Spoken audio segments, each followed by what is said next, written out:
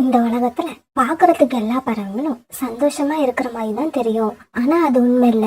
ஏன்னா ஒவ்வொரு பறவையோட வாழ்க்கையும் வேற வேற மாதிரி இருக்கும். சில பறவைகள் சந்தோஷமா இருக்காங்க, சில பறவைகள் துன்பத்துல அழுதுகிட்டு இருக்காங்க, சில பறவைகள் நிறைய பணத்தை வச்சுக்கிட்டு பணத்தால கிடைக்கக்கூடிய சந்தோஷம் எல்லாத்தையும் அனுபவிக்கிறாங்க. சில பறவைகள் 3 வேளை சாப்பிடறதுக்கு வழி இல்லாம கஷ்டப்படுறாங்க. இந்த மாதிரிதான் ஒரு பெரிய காட்டுல காகத்தோட குடும்பம் ஒண்ணு இருந்தது. அந்த குடும்பத்துல காலுக்காகவும் கோரிக்காகவும் ஒரு கணவன் மனைவியும் அவங்களுக்கு ஜக்குன்னு ஒரு குழந்தையும் இருந்தாங்க. காலுக்காகவும் ஒரு பெரிய அரசாங்க அலுவலகத்துல வேலை பார்த்துக்கிட்டு இருந்தது. காலுக்காகவும் தன்னோட வேலைய நேர்மையான முறையில இது வரைக்கும் பார்த்ததே இல்ல. அது சின்ன வேலையோ பெரிய வேலையோ காலுக்காகத்தோட டேபிளுக்கு யார் என்ன வேலையா போனாலும் லஞ்சம் கொடுத்துதான் ஆகணும், வேற வழியே இல்ல. இதனால காலுக்காகத்தோட வீட்டுல பணம் தேவைக்கு அதிகமா பல மடங்கு சேர்ந்துடுச்சு. நிறைய பணம் சேர்ந்தால காலுக்காகத்தோட மனைவி கோரிக்காகத்துக்கு தலகணமும் பணம் திமும் ரொம்ப அதிகமா இருந்தது. குறிப்பா ஏழை பறவைங்களை பார்த்தா கோரிக்காக மதிக்கிறதே இல்ல. பாக்குற ஏழை பறவைங்க எல்லாரையும் வாய்க்கு வந்தபடி திட்டும். இறக்குங்கிறது கோரிக்கிட்ட கொஞ்சம் கூட கிடையாது. ஒரு நாள் ஒரு வயதான பறவை பிச்சை கேட்டு கோரிக்காகத்தோட வீட்டு வாசலுக்கு வந்தது. அம்மா, வயசான பறவை வந்திருக்கம்மா, இல்லன்னு சொல்லாம சாப்பிட ஏதாவது கொடும்மா. வாசல்ல யாரோ பிச்சை கேக்குற சதத்தை கேட்ட கோரி பயங்கர டென்ஷன் ஆகி வெளியில வந்தது. உங்களுக்கெல்லாம் ஒரு தடவை சொன்ன அறிவு இல்ல, எத்தனை தடவை சொல்றது? என் வீட்டு வாசல்ல இந்த மாதிரி பிச்சை கேட்டு வந்து நிக்காதீங்கன்னு. காட்டுக்குள்ள இருந்தா உங்க தொல்லை தாங்கலன்னு தான் நான் ஒதுக்குப்புறமா வீட்டை கட்டிட்டு வந்தேன். ஆனா நீங்க விடாம இங்கேயும் வந்து என்னோட உயிரை வாங்குறீங்க. போய் இங்க இருந்து. இதே காட்டுலதான் சோனா குருவி தன்னோட மகன் குக்குவோட வாழ்ந்து வந்தது. சோனா குருவி ரொம்பவும் ஏழை பறவை, ஆனா நேர்மையான பறவை. தன்னோட கணவன் இறந்ததுக்கு அப்புறம் ரொம்பவும் கஷ்டப்பட்டு வீட்டு வேலை பார்த்து தன்னோட பையன் குக்குவை வளர்த்து வந்துச்சு. குடும்பம் இவ்வளவு கஷ்டத்துல இருக்கும் போது கூட சோனா குருவி தன்னோட பையனுக்கு படிப்பு அவசியம் தேவைன்னு நினைச்சு அவனை ஒரு ஸ்கூல்ல சேர்த்து படிக்க வச்சுக்கிட்டு இருந்தது. தன்னோட பையன் குக்குவுக்கு படிப்பு மட்டும் இல்லாம நல்ல பழக்க வழக்கங்களையும் கத்து கொடுத்திருந்தது. இவ்வளவு நல்ல பறவையா இருக்கக்கூடிய சோனா குருவி பணம் திமிர்ல வாழ்ந்துகிட்டு இருந்த கோரிக்காக வீட்டுலதான் வேலைக்காரியா வேலை பார்த்துக்கிட்டு இருந்தது. அன்னைக்கு ஞாயிற்றுக்கிழமை சோனா பரபரப்பா கோரி வீட்டுல வேலை பார்க்க கிளம்பிக்கிட்டு இருந்தது. எல்லா ஸ்கூலுக்கும் அன்னைக்கு விடுமுறைங்கிறதால குக்கு அன்னைக்கு வீட்டுல இருந்தான். குக்கு, நீ உன்னோட ஸ்கூல் பேக் எடுத்துக்கிட்டு என் கூட கிளம்பு. அம்மா, இன்னைக்கு சண்டே, ஸ்கூல் கிடையாது, லீவு. குக்கு, உனக்கு இன்னைக்கு லீவுன்னு எனக்கு தெரியும், இருந்தாலும் நீங்க வீட்டுல தனியா இருக்க வேண்டாம். ஸ்கூல் பேக் எடுத்துக்கிட்டு என் கூட வா. நீ அங்க வந்து ஒரு ரூம்ல உட்காந்து உன்னோட ஹோம்ஒர்க்க பண்ணு. அம்மா, நான் ஏற்கனவே ஒரு தடவை அந்த வீட்டுக்கு வந்தப்ப கோரி ஆண்டி என்ன ரொம்பவும் திட்டினாங்க. அதனால நான் அங்க வர மாட்டேன். குக்கு, நீ வீட்டுல தனியா இருக்க வேண்டாம், நீ என் கூட கிளம்பி வா. கோரி அக்கா கிட்ட நான் பேசிக்கிறேன். இப்படி சொன்ன சோனா குருவி பிறகு குக்கு அழைச்சுக்கிட்டு தான் வேலை செய்யற கோரிக்காக வீட்டுக்கு பறந்து போச்சு. குக்கு, நான் சொல்றத நல்லா காதுல வாங்கிக்க. நீ இந்த ரூம்ல உட்காந்து உன்னோட ஹோம்ஒர்க்க செஞ்சுக்கிட்டாரு. நீ இந்த ரூமை விட்டு எழுந்திரிச்சு வெளியில வரவும் கூடாது. இந்த ரூம்ல உள்ள எந்த பொருளையும் தொடவும் கூடாது. சரிம்மா, நீங்க சொல்றபடியே செய்யறேன். சோனா குருவியும் குக்கும் இப்படி பேசிக்கிட்டு இருக்கும்போது அந்த ரூமுக்கு கோரிக்காவா வந்துருச்சு. சோனா, என்ன நீ மறுபடியும் இன்னைக்கு குக்குவை இங்க அழைச்சிட்டு வந்திருக்க? அவனோட ரெக்கையெல்லாம் பாரு, ஒரே அழுக்கு. அந்த அழுக்கையெல்லாம் இப்ப வீடு பூரா தடவி விட்டுருவான். இல்ல கோரி அக்கா, நல்லா பாருங்க, இன்னைக்கு நான் அவனை தலைக்கு குளிக்க வச்சு அழைச்சிட்டு வந்திருக்கேன். நீங்க நினைக்கிற மாதிரி அவன் உடம்புல எந்த அழுக்கும் இல்ல. சரி சரி, பேசிக்கிட்டே இருக்காத, வேலைய செய்ய ஆரம்பி. முதல்ல சமையல் வேலைய பாரு. சமையல் வேலைய பார்த்து முடிச்சதுக்கு அப்புறம் பாத்திரங்களை சுத்தம் பண்ணிட்டு அப்படியே கிச்சனையும் சுத்தம் பண்ணிடு. இந்த வேலையெல்லாம் செஞ்சு முடிச்சிட்டு கொஞ்சம் ஆயில ஊத்தி என் கழுத்தை நல்லா மசாஜ் பண்ணிவிடு. காலையில எழுந்ததுல இருந்து கழுத்து வலி தாங்கல. அப்புறமா வீட்டுக்கு போறதுக்கு முன்னாடி ஒரு தடவை ஹாலை சுத்தம் பண்ணி பெருக்கிடு. கோரி சொன்ன எல்லாத்துக்கும் தலையாட்டின சோனா குருவி பிறகு தான் தினந்தோறும் பார்க்க வேலைகளை பார்க்க ஆரம்பிச்சது. குக்கு ஒரு ரூம்ல உட்காந்து ஹோம்ஒர்க் செய்யறத பார்த்த ஜக்கு உடனே தன்னோட விளையாட்டு பொருட்களை எடுத்துக்கிட்டு அதே ரூமுக்கு வந்தான். இப்ப வந்த ஜக்கு தன்னோட விளையாட்டு பொருட்களை எடுத்து வச்சு விளையாட ஆரம்பிச்சான். தான் கிட்ட இருந்த ஒரு நாய் பொம்மையை எடுத்து ஜக்கு சாவி கொடுத்து தரையிட விட அது குக்குவை நோக்கி குறைச்சிக்கிட்டு போச்சு. குக்கு அந்த நாய் பொம்மையை ரொம்பவும் ஆச்சரியமா பார்த்தான். இப்படி நகர்ந்து போன அந்த நாய் பொம்மை குக்கு கிட்ட போய் அப்படியே நின்னுடுச்சு. குக்குவுக்கும் அந்த நாய் பொம்மை ரொம்பவும் பிடிச்சிருந்தது. அதனால ஆசையா அந்த நாயை தன்னோட ரெக்கையால தடவி பார்த்தான். ஜக்கு, இந்த நாய் பொம்மை ரொம்பவும் அழகா இருக்கு. இந்த பொம்மையை எனக்கு ரொம்ப பிடிச்சிருக்கு. குக்கு, அந்த பொம்மைய உன் ரெக்கைகளால தொடாத. உன் ரெக்கைகள் பட்டா என் நாய் பொம்மையும் ஒன்ன மாதிரியே அழுக்கா போயிடும். இந்த ஏழை பறவைகள் எல்லாமே அழுக்கு பறவைகள் தான்.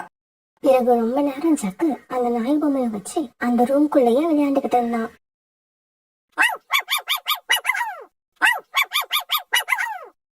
சோனா அந்த சமயத்துலதான் கோரிக்காக வீட்டுல சமையல் செஞ்சு முடிச்சது. அதுக்கப்புறம் வீட்டுல இருந்த துணிகளை எல்லாம் துவைக்க போட்டுச்சு.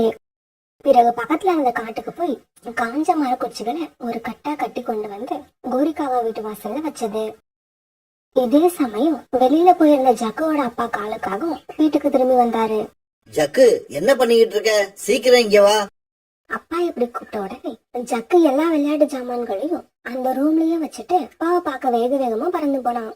ஜக்கு காலு கிட்ட போய் சேர்ந்தப்ப கோரிக்காக அங்க வந்துருச்சு. காலுஜி, இவ்வளவு அவசரமா கூப்பிடுறீங்க, என்ன விஷயம்? கோரி, நீயும் வீட்டுல தான் இருக்கியா? நல்ல வேலை. இந்த பணத்தை நாம எப்பவும் ரகசியமா வைக்கிற இடத்துல கொண்டு போய் வை.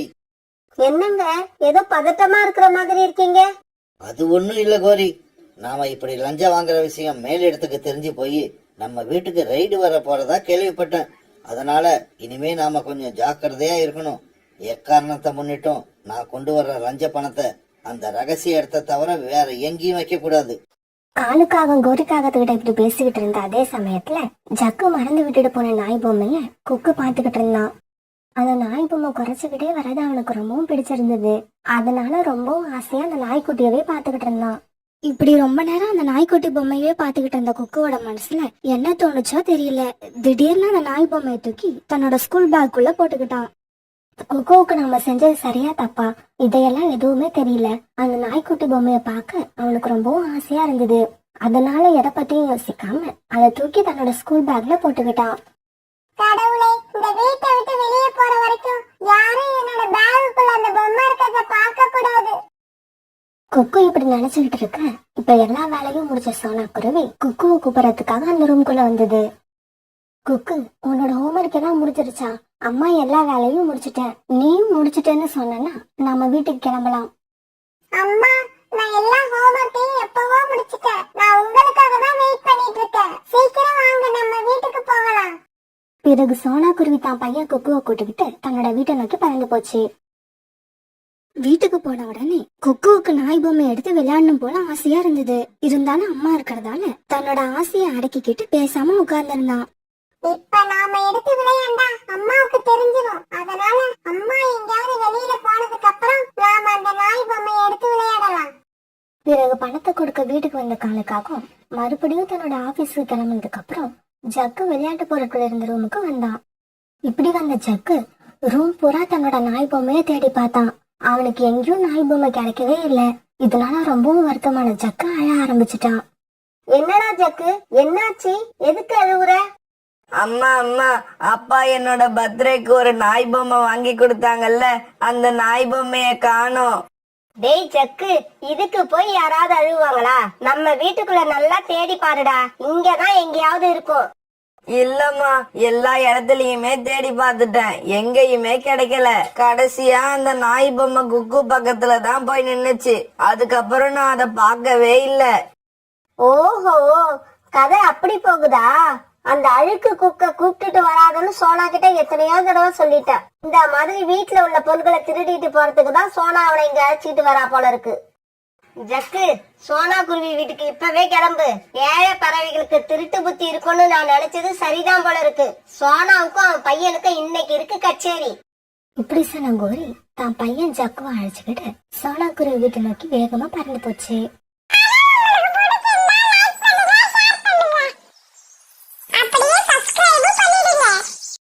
குக்கு அந்த நாய் பொம்மையை எடுத்துட்டு வந்த விஷயத்த தன்னோட அம்மா கிட்ட சொல்லாம மறைச்சாலும் அவனோட முகத்துல இருந்த பதட்டத்தை சோனா குருவி கவனிச்சிருச்சு.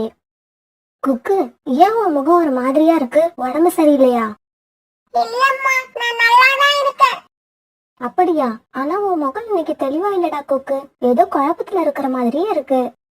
இவங்க இப்படி பேசிக்கிட்டு இருக்கப்ப வாசக்கதவை யாரோ தட்டுற சத்தம் கேட்டது. சத்தத்தை கேட்ட சோனா குருவி அது யாருன்னு பார்க்க வாசலுக்கு போச்சு. ஆனா அந்த சத்தத்தை கேட்ட குக்கு ரொம்பவும் பயந்துட்டான். கடவுளே, கதவை தட்டினது ஜக்குவா இருக்க கூடாது. நீதான் என்ன காப்பாத்தணும். சோனா, அந்த திருடன் எங்க? வீட்டுக்குள்ள தானே இருக்கான். திருடனா? கோரியக்கா, யார திருடன்னு சொல்றீங்க? குக்குவை தான் ஆண்டி எங்க அம்மா திருடன்னு சொல்றாங்க. குக்கு என்னோட நாய்க்குட்டி பொம்மையை திருடி எடுத்துக்கிட்டு வந்துட்டான். வீட்டுக்குள்ள இருந்து வெளியில இவங்க இப்படி பேசிக்கிட்டதை கேட்ட குக்குவுக்கு அடி வைத்த கலக்க ஆரம்பிச்சிருச்சு. இப்ப கோரிக்காகவும் ஜக்குவும் சோனா குருவி வீட்டுக்குள்ள வந்துட்டாங்க. குக்கு, ஜக்குவோட விளையாட்டு பொம்மையை நீ எடுத்துன்னு சொல்றாங்க. அப்படியா? அதை நீ எடுத்தியா? குக்கு அம்மாவோட இந்த கேள்விக்கு எந்த பதிலும் சொல்லல. ஆனா அவன் கண்ணுல இருந்து கண்ணீர் வர ஆரம்பிச்சது. குக்கு, இப்ப எதுக்கு அழுவுற? பயப்படாத. நீ எடுத்தியா எடுக்கலையா அத மட்டும் சொல்லு. சோனா குருவி கேட்டதுக்கு குக்கு கிட்ட இருந்து இப்பவும் எந்த பதிலும் இல்ல. ஏன்னா அவன் ரொம்பவும் பயந்து போயிருந்தான். சோனா, இந்த மாதிரி கொஞ்சி கொஞ்சி கேட்டா எந்த திருடனும் தான் திருடனதை ஒத்துக்கவே மாட்டான். இப்படி சொல்லிட்டு குக்கு பக்கத்துல பாஞ்சு போன கோரி குக்குவை பலார் பலார்னு கணக்கில் அடிக்க ஆரம்பிச்சது. கோரி அக்கா, அடிக்காதீங்க, தயவு செய்து அடிக்காதீங்க. குக்குவை விட்டுருங்க, அவன் ரொம்ப சின்ன குழந்தை. உங்க அடியை அவன் தாங்க மாட்டான். சொல்லுடா, சொல்லு, உண்மையே சொல்லு. எங்க வச்சிருக்க? என்னோட பேக்ல தான் இருக்கு. நாய்க்குட்டி பாப்பா என்னோட பேக்ல தான் இருக்கு. பாத்தியா சோனா, திருட்டு பசங்க கிட்ட எல்லாம் இறக்கமே காட்டக்கூடாது. இப்படி அடிச்சாதான் உண்மை வெளியில வரும். குக்கு வாயில இருந்து வந்த வார்த்தையை கேட்டதும் சோனா குருவிக்கு நெஞ்சே வெடிச்சிடும் போல ஆயிடுச்சு. அந்த இடத்துல நிக்கவே ரொம்பவும் அவமானமா இருந்தது. கோரி முகத்தை சோனாவால நிமிர்ந்து பார்க்க கூட முடியல. பிறகு குக்குவோட பேக்ல இருந்து சக்கா அந்த நாய் பொம்மையை எடுத்துக்கிட்டான். இங்க பாரு சோனா, இந்த திருட்டு குடும்பத்துல இருந்து இனிமே யாரும் என் வீட்டுக்கு வரக்கூடாது. நான் வேலைக்கு நம்பிக்கையான வேற ஆளை வச்சுக்கிறேன். இப்படி சொன்ன கோரிக்காகவும் பிறகு சக்குவை அழைச்சுக்கிட்டு அந்த இடத்த விட்டு பறந்து போயிடுச்சு. இப்ப வீட்டுல சோனா குருவியோட பையன் குக்கு ரெண்டு பேருமே அழுதுகிட்டு இருந்தாங்க. அம்மா, அம்மா, என்ன மன்னிச்சிருங்கம்மா. நான் சத்தியமா திருடல்லம்மா. ஏதோ தெரியாம செஞ்சிட்டம்மா. இப்படி சொல்லிட்டு கதை அழுத குக்குவை சோனா குருவி தன்னோட தோல்ல சாய்ச்சிக்கிச்சு. குக்கு, என்னோட உயிரே, நாம எல்லாம் ரொம்ப ஏழைங்க. நம்ம கிட்ட உள்ள விலை மதிக்க முடியாத பொருளே நம்மளோட நேர்மைதான். அந்த நேர்மையை தவற விட்டுட்டு நாம உயிர் வாழறதுல அர்த்தமே இல்ல. நீ இப்ப செஞ்சது பெரிய தப்பு. அம்மா, நான் செஞ்சது தப்புன்னு எனக்கு இப்ப தெரியுது. ஆனா அந்த பொம்மையை எடுத்து என் பேக்ல வைக்கிறப்ப அது தப்புன்னு எனக்கு தெரியல. நான் ஏன் அப்படி செஞ்சேன்னு எனக்கே தெரியலம்மா. அம்மா, இதுக்கப்புறம் என் வாழ்க்கையில என் உயிர் போற வரைக்கும் நான் இந்த மாதிரி தப்பு செய்யவே மாட்டேம்மா. என்ன நம்புங்கம்மா, என்ன மன்னிச்சிருங்கம்மா. குக்கு, செஞ்ச தப்புக்கு மனம் திருந்து மன்னிப்பு கேட்டா யார் மன்னிக்கிறாங்களோ இல்லையோ அந்த கடவுள் கண்டிப்பா மன்னிப்பாரு. அம்மா, நான் செஞ்ச இந்த முட்டாள்தனத்தால உங்களோட வேலையும் போயிடுச்சு. நான் செஞ்ச ஒரே தப்பால எவ்வளவு கஷ்டம் வந்துருச்சு பாருங்க. குக்கு, நீ செஞ்சது தப்புன்னு நீ உணர்ந்துட்டனா எனக்கு அது போதும். அம்மாவுக்கு வேலை போனதை பத்தி நீ கவலைப்படாத.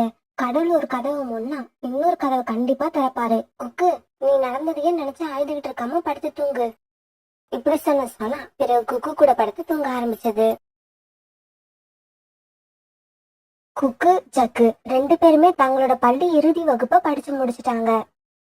என்ன ஜக்கு, எல்லா இன்ஜினியரிங் காலேஜுக்கும் அப்ளிகேஷன் போட்டாச்சா? இல்லப்பா, எனக்கு கவர்மெண்ட் காலேஜ்ல படிக்க பிடிக்கல. ஏன்னா அங்கெல்லாம் ஏழை பறவைகள் வந்து படிப்பாங்க. பிரைவேட் காலேஜ்ல படிச்சாதான் நம்மள மாதிரி பணக்கார பறவைகள் மட்டுமே இருப்பாங்க. ஜக்கு, நீ அம்மாவை மாதிரியே யோசிக்கிற. உன்னை எனக்கு ரொம்ப பிடிச்சிருக்கு. நாம அப்படிதான்டா இருக்கணும். நாம படிக்கிறோமோ இல்லையோ, நாம படிக்கிற இடம் கெத்தா இருக்கணும். குக்கு, பக்கத்து காட்டுல இருக்க இன்ஜினியரிங் காலேஜ்ல எனக்கு தெரிஞ்சவங்க ஒருத்தவங்க வேலை பாக்குறாங்க. அவங்க கிட்ட சொல்லி உனக்கு நான் எப்படியாவது அங்க ஒரு சீட்டு வாங்கிடுறேன்.